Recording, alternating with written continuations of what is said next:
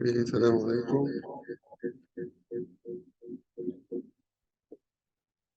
Uh, Hello everybody. Today I will present Dr. Ali. Dr. Ali Heidari has a big career in synthetic cells. So he finished his bachelor degree from Asfahan University in Iran, and then moved to study masters in organic chemistry in Toronto. And then he came back to Germany in Münster University to continue working on synthetic cells. His work already focused on synthetic cells and photosocial proteins, and how could synthetic cells communicate with each other using DNA. So he will present this presentation today. I'm here to translate some questions from you to him, or to explain some things if you want more explanation in Arabic if you want. So Dr. Ali could start because he just have 20 minutes for his presentation. Okay, Dr. Ali, mic with you.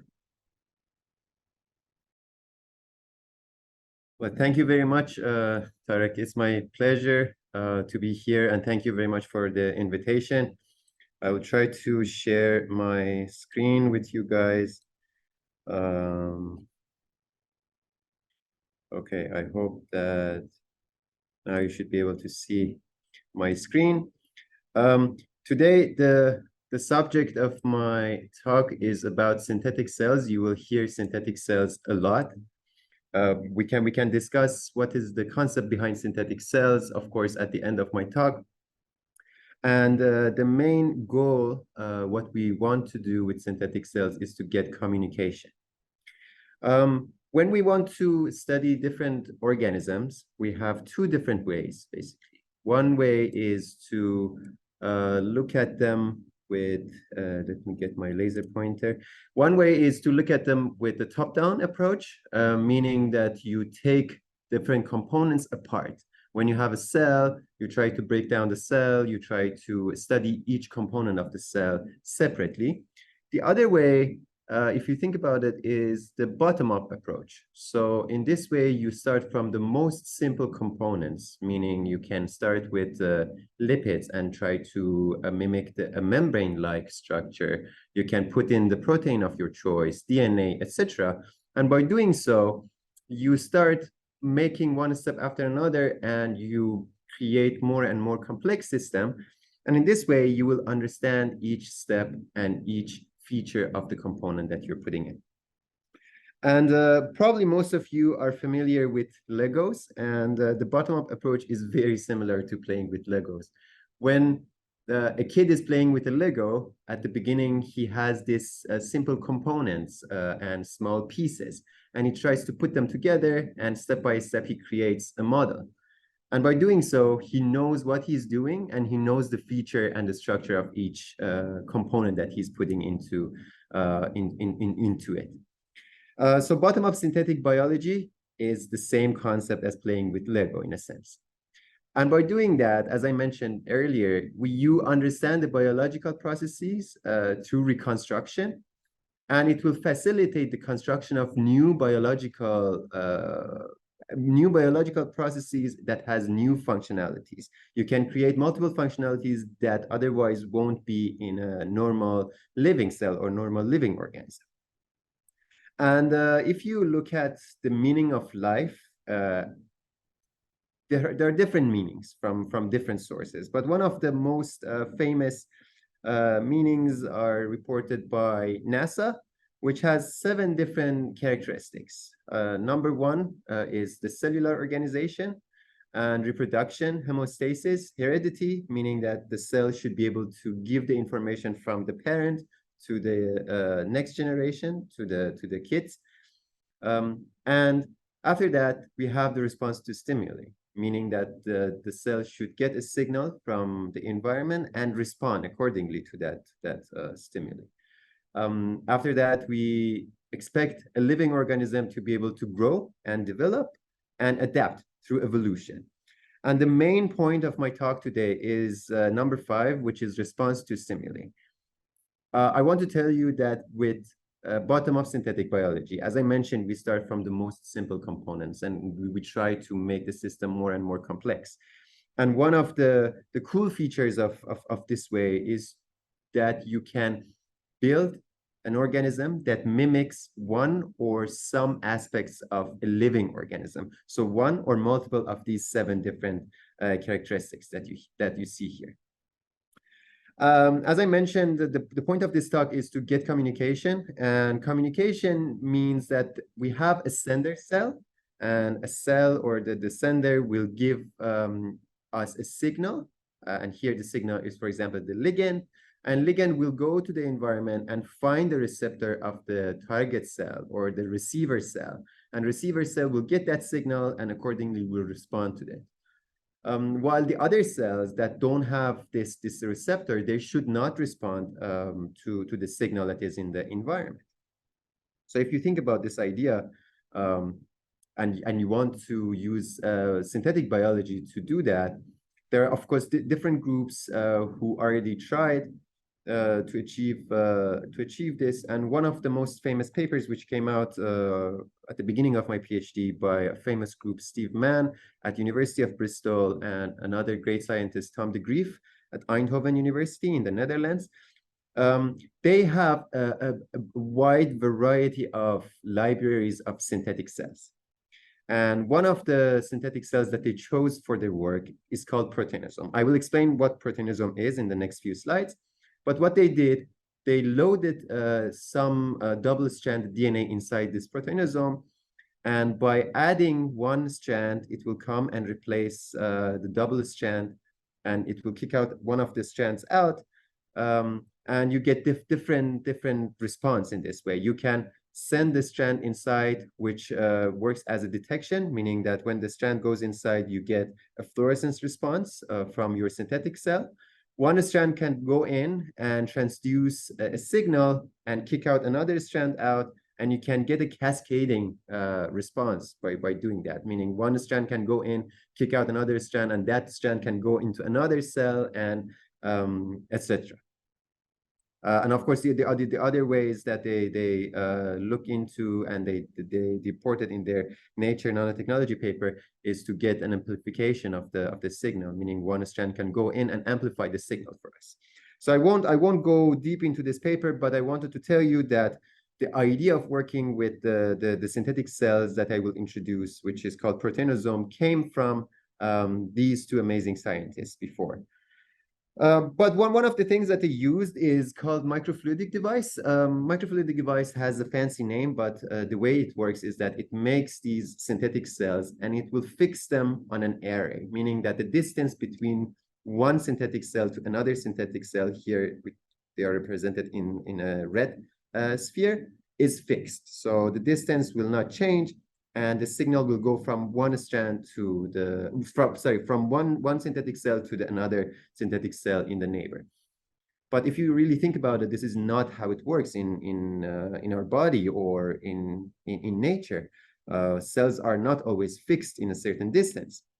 So we took this idea and we wanted to create a similar communication, but first of all, with more with more population, meaning that instead of 2 different synthetic cells, we try to get communication between 3 different synthetic cells. We have one sender, which I will show it from now on with S, and one receiver, which is called receiver 1, and another receiver, which is called receiver 2. So we have 3 different populations. And because we want to do it not using microfluidic device, rather in bulk solutions, we have to have a driving force to bring these 3 populations together. And if you think about it, one of the most common stimuli in nature is light, because light is the fastest phenomenon in the universe. And of course, the other aspect that it has, it is that it can be very precise. So we thought about using light, but of course, the driving force using light should be a protein. And the proteins that we use in the paper, which I will present, are 2 different pairs. One pair is called PIP6 and PHYB, which is sensitive to red light, meaning that if you have these two pairs and you shine red light on it, these two proteins will bind together. And if you put them in the dark, they will dissociate. So it's reversible.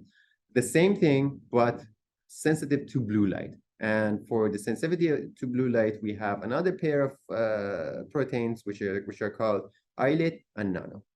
So they will bind together on the blue light and they will dissociate in the dark. So we thought about it and we said, okay, if we want to get light sensitive synthetic cells, we will functionalize the sender cell with two different pairs. One pair is PHYB, you see it in the square, and the other one is islet. So my sender synthetic cell is sensitive to both red light and blue light. And with a similar fashion, on the one of the receivers, we put only red light sensitive protein. And on the other receiver, receiver 2, we put blue light sensitive protein. And in this way, if you put three populations together in the dark, they will not come together because, as I mentioned before, these proteins in the dark, they don't bind together and they don't interact. So in the dark, they should be separate from each other. If you put these three population under the red light, sender and receiver 1, which again, to remind you, receiver 1 has red light sensitive protein, will bind and will interact, will come together. While the receiver 2, which is not sensitive to red light, it will stay away in a distance, basically. And under blue light, the same scenario, but the other way around. Receiver 2 and sender will bind together and receiver 1 is in the distance. So this was the concept of the story that I will explain the next few slides to you. Before moving forward, I want to tell you how we prepare these proteinosomes. So as you can guess from the name, proteinosome has a protein and polymer based. The polymer is PANIPAM, which is just a polyacrylamide-based polymer, which is sensitive to temperature, meaning that if you increase the temperature, it will be more permeable. And if you decrease the temperature, the permeability decreases. And first of all, we will cationize BSA, bovine serum albumin protein, which is a very common protein in biology. And we conjugate these two, the polymer and protein, together. And after that, you just make an emulsion and you do the dialysis and you get your synthetic cells inside the water phase. What they have on their surface, these synthetic cells, is an NTA group, nitroacetic acid groups. And the structure is here. And by adding this structure to the polymer, then we can functionalize these proteinosomes on the surface with light-sensitive proteins that I mentioned in the previous slide. So this is how we prepare them and how we functionalize them later on with the proteins, with light-sensitive proteins. And so the first step was to prepare these synthetic cells and try to functionalize them with protein and to see if the preparation was successful and if we can successfully functionalize them with protein. So what you see here on the left is a proteinosome that has this, that doesn't have this nickel NTA group. The NTA, as I mentioned, is necessary for binding of his-tagged proteins to it. So you don't see any response in the MIC channel. The MIC channel is just a feature that our protein that we add has, and we can look at it with the excitation and emission wavelength in confocal microscopy. While if you prepare proteinosome that has NTA groups and you add the protein, you can see the green fluorescence response from the protein. And this step tells us that the preparation of these proteinosomes is successful indeed, and you can functionalize them with light-sensitive proteins. So the first big step that we took was to prepare these proteinosomes and functionalize them with light-sensitive proteins. But before going forward and making it very complex, we started with two populations and not three, because we wanted to see if our idea, the concept that I explained to you before, would work with only two populations. So here you will see that we mixed the sender proteinosome with R1, receiver 1, and we put it in the dark. they should not interact, as I mentioned before. They will stay in distance. If you put it under the red light, because R1 has a red light sensitive protein, PHYB and PF6 on the sender proteasome, they will interact under red light, and you see this kind of aggregation. So the proteasomes will come together. While under blue light, it is more or less the same behavior as in the dark because they are not sensitive to blue light, simply. So the same story goes for sender and receiver too, and you can appreciate that they interact with each other under blue light and not under red or the dark. And this tells us that we can get interaction by choosing the wavelength of the light. And we looked at the aggregation ratio. So you see here that, for example, in the dark, they stay separated. And the analysis shows that they are not aggregating in the dark, while under the red light, for the S and R1 population, they aggregate much more. Vice versa, for S and R2, they will aggregate under blue light, but not as much in the red or the dark.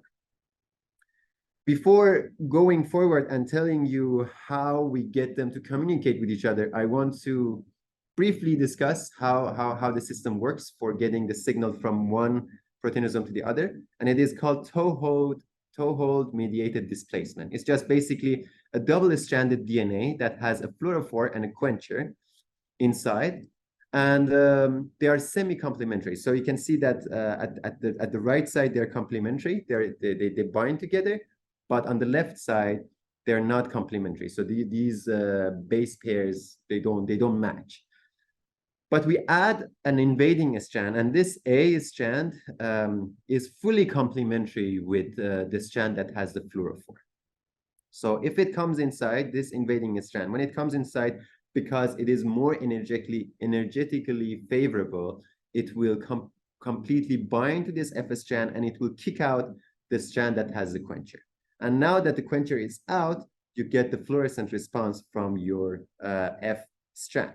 So this is how the communication would work in the system that I will explain.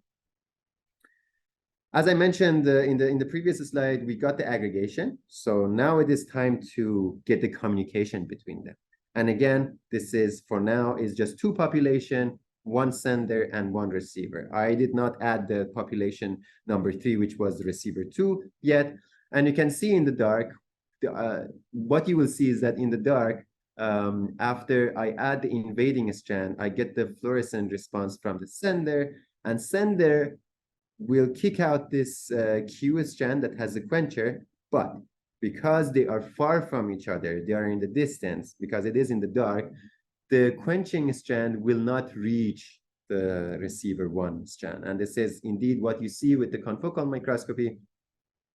So here I circled the sender population, sender proteasome in green. And you can see after adding the invading strand, the green fluorescent will start going up, but not the red fluorescent. And red fluorescent comes from the receiver, meaning that the signal does not reach the receiver. If you put them under the red light, of course, now they come together and they are in a close proximity. And then, in this case, the quencher strand, which is the signal, can reach the receiver. So what you see here is that after the green fluorescent from the receiver, from the sender goes up, after a while, the red fluorescence in the proteasome, receiver proteasome, will also go up. And we also quantify this behavior by looking at the fluorescent intensity.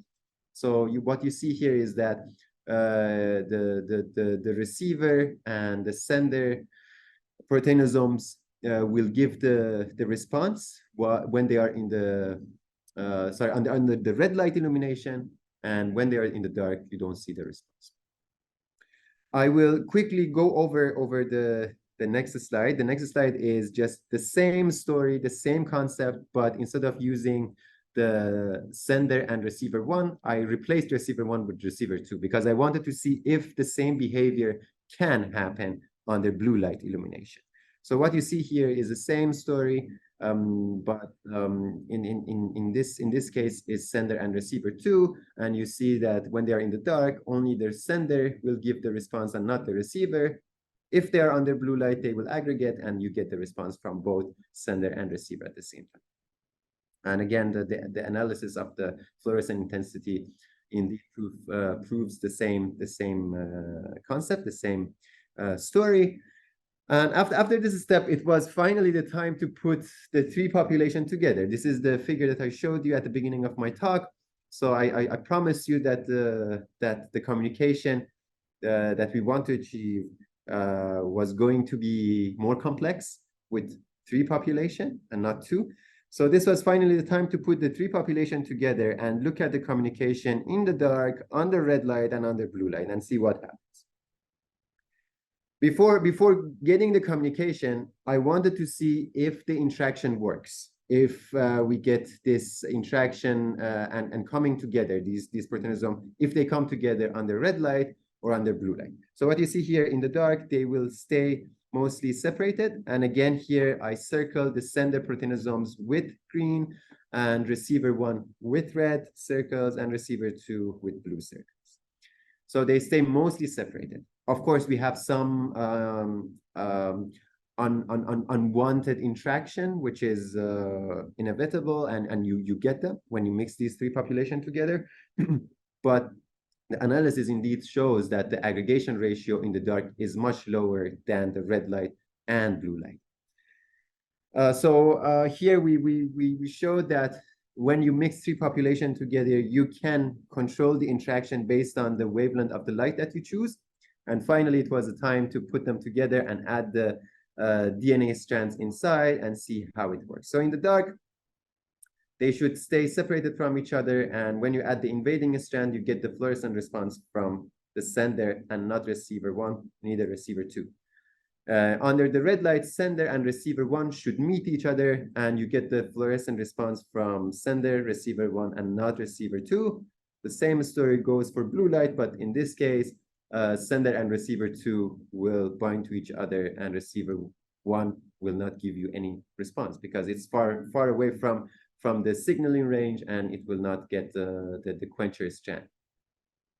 And confocal microscopy shows us that we can achieve this kind of behavior. So what you see here is that after addition of the invading strand on the 0 minute, over time, you can appreciate that the fluorescent response from the green circle goes up, but the other two population does not give you any fluorescent response. And before going forward, because sometimes people get confused here, I want to make it clear that the reason you see this blue proteanosome is that here I just wanted to make receiver 1 and receiver 2 separated.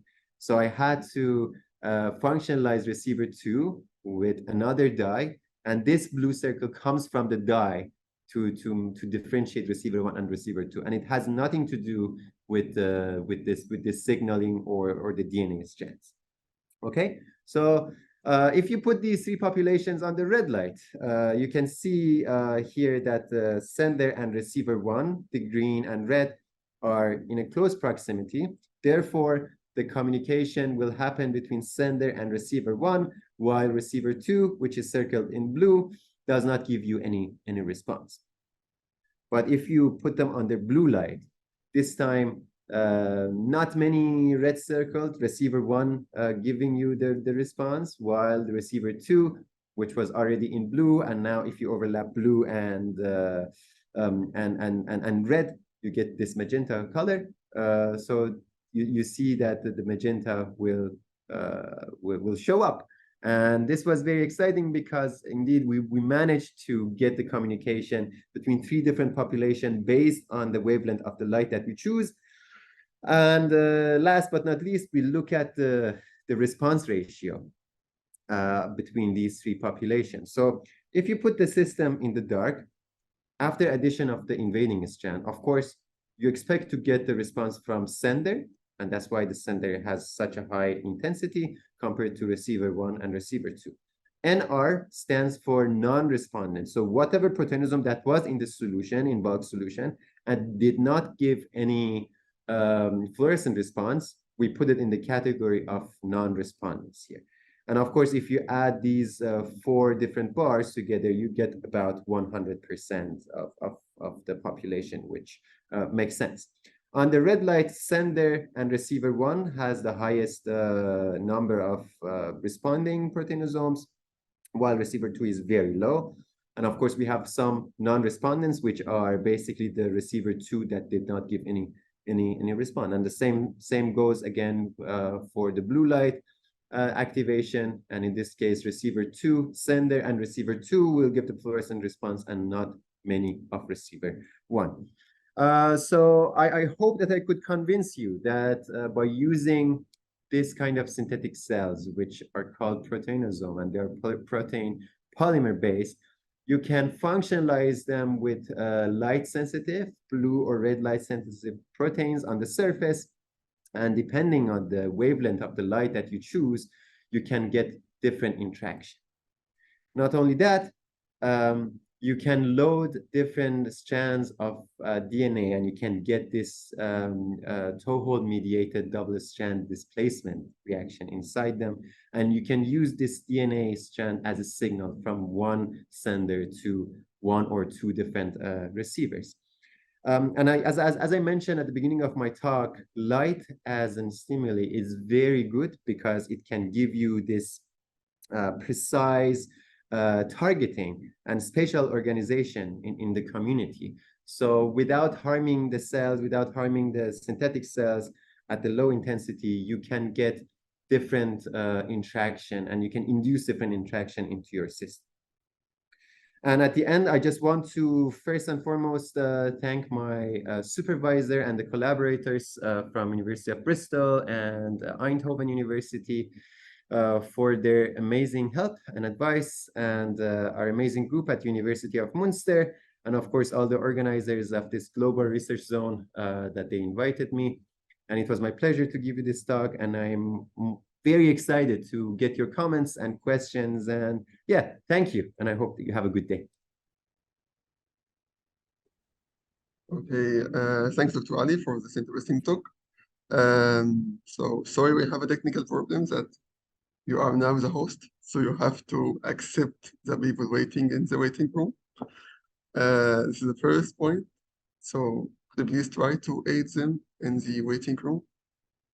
And also, I have a small question for you. Could you simplify that why we could mimic this DNA communication between the synthetic cells, or what could be the application of these DNA communication between synthetic cells together? Just a small question.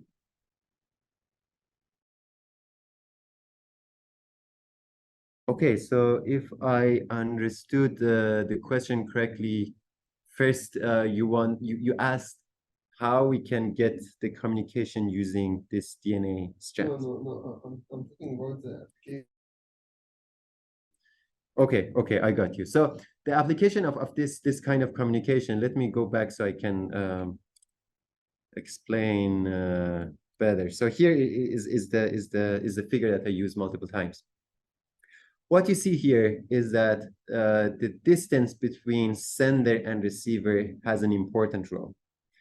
And in this study, I didn't mention it here, but in this study, we realized that the cutoff or the limit that you should have between sender and receiver is about 5 micrometer. So if you go more than 5 micrometer, this quencher strand will just diffuse into the solution. And as I mentioned, we are doing this experiment in bulk solution. They are not fixed. So it makes sense. When the quencher strand goes out, it will just diffuse into the solution and it will not reach the receiver. And in real biological examples, so many times we need to have an understanding of what is the distance, the minimum distance between, for example, one neuron to the other to be able to communicate with each other. So I hope that this kind of research can answer so many questions about the communication in nature and in living organisms by simply using not living animals but using synthetic cells. Yeah, that's for sure one of the main application of this kind of research. Okay, thanks, Dr. Ali. I know you're really busy now, so I think the organizer could accept more questions because this talk will be it's already recorded and will be published on YouTube. So the questions that we got to organizers, I think we could already answer this question and make things more playful for students. Okay, thank you again. Thank you for attendees, and see you again. See you next time. Goodbye.